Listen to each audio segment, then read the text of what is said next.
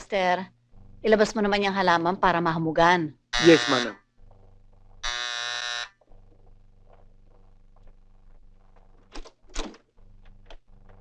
Good evening, Mrs.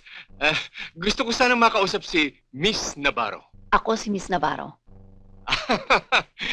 Sorry po. Ako ang presidente ng Homeowners Association dito. Ang inyong lingkod, Noel Velasquez po. Ah, kayo pala. Tuloy kayo. Thank you. Oh! Malakas palang spring. Teka. Mama, teka, Dexter, huwag ka makipagpatintero sa bisita. Mabigat ho, Manang eh.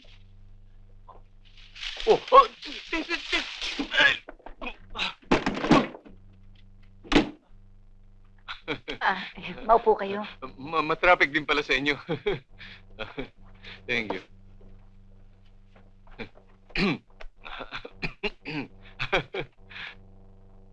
Hinahanap ko kayo din sa bingo social eh. Wala kayo. Talagang sanang dadalo ko. Dahil interested ako sa'yo. Interesado kong makilala ang bagong presidente ng homeowners. Salamat naman. Interesado rin akong makilala kayo. Dahil alokin ko kayo ng manok, baboy, at itlog. Kasi may nakapagsabi sa akin na may-ari daw kayo ng restaurant. Food supplier kayo. Ang lagay may maliit akong farm. Konting poultry, konting piggery. Ganon? Oo. At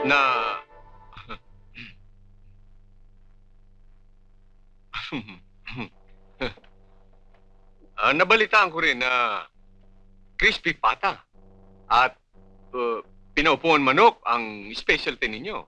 Malaki palang...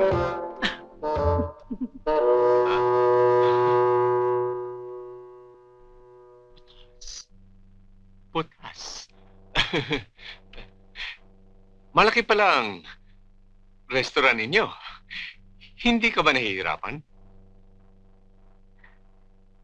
Medyo. Dahil nag-iisa ako.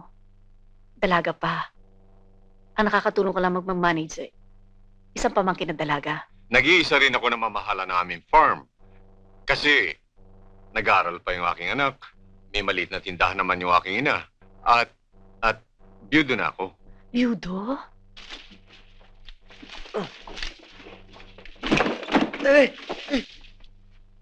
Dexter? Ikaw mo nga na maiinom si Mr. Byudo. Si Mr. Velasquez. Yes, Manang.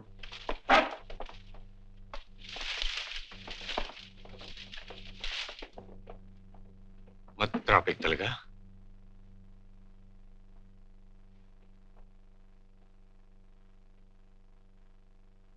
Taong gubat? Katulong. Katulong. Gusto ko sanang hingi ng iyong commitment. Aba, yes. Yes. An involvement? Anytime, Mr. Velasquez. Tagal ko na gusto ma-commit. Ma-involve.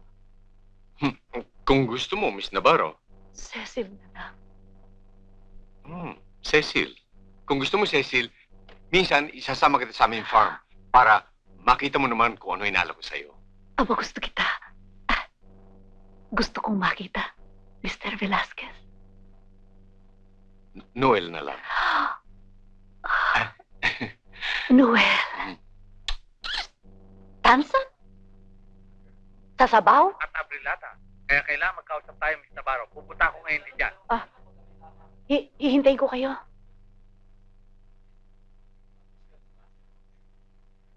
Bakit hindi niyo sinabi sa akin na nagkaroon kayo ng trouble sa isang sanitary inspector?